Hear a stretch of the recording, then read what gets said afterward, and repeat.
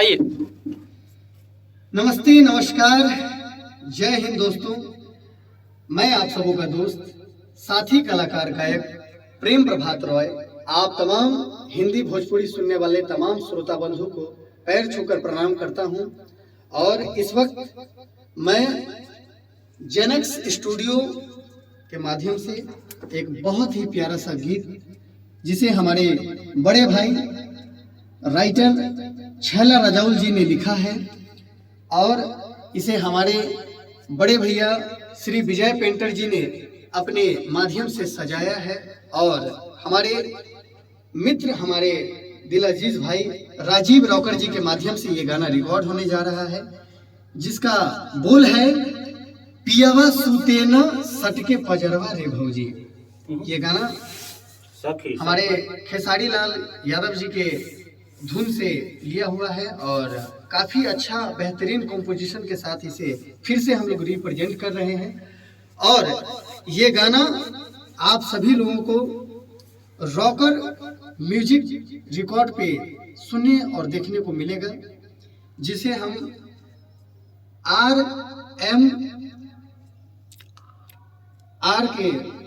RMR title से आप YouTube पे search कर सकते हैं। रॉकर म्यूजिक रिकॉर्ड के माध्यम से ये गाना आप YouTube पर सुन सकते हैं, प्रेम प्रभात रॉय की आवाज में। और बहुत ही एक खूबसूरत कॉम्पोजिशन है। मैं चाहूंगा कि इसे जिस तरह से आप हमारे तमाम गीत संगीत को प्यार दुलार दिए हैं, इस गाने को भी प्यार आशीर्वाद बनाए रखेंगे। आइए गीत संगीत का आनंद लेते हैं इस जेनेक्स स्टूडियो के माध्यम से।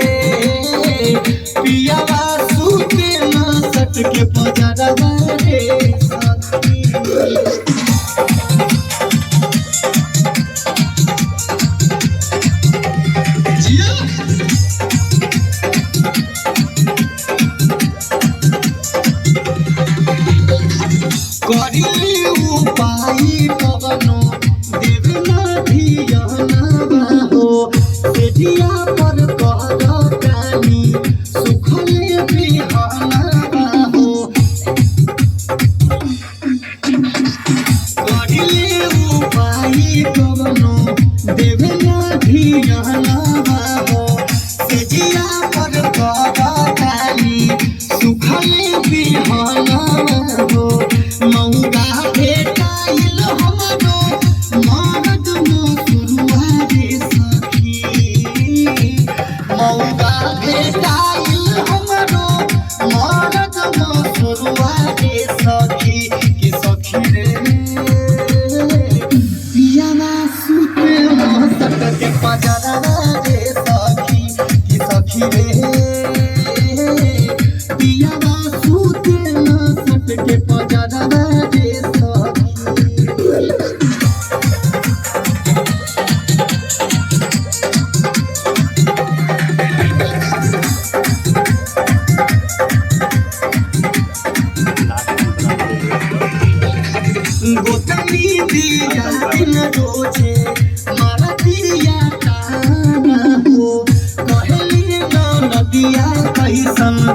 हऊ तू जाना हो।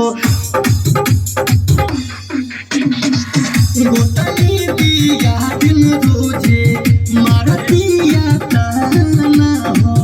कहे नदिया कैसन हऊ तू जाना हो।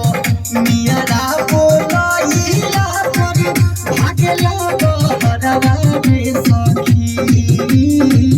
नियरा बोलैला पर भागेला बहरवा रे भौजी के भौजी रे। पियावा सुते लहसत के पजरवा रे सखी के सखी रे। पियावा सुते लहसत के पजरवा रे सखी।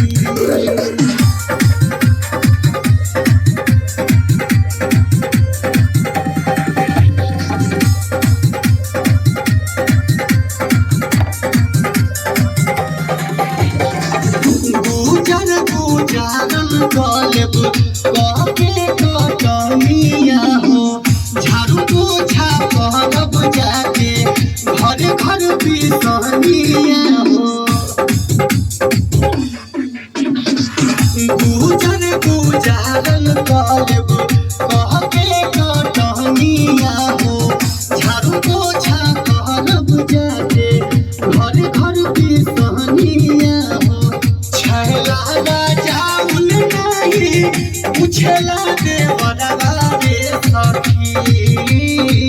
प्रेम पागा भतवा नहीं पूछला देवरवा रे सखी की सखी रे। पियावा सुते लहसत के पजरवा रे सखी की सखी रे।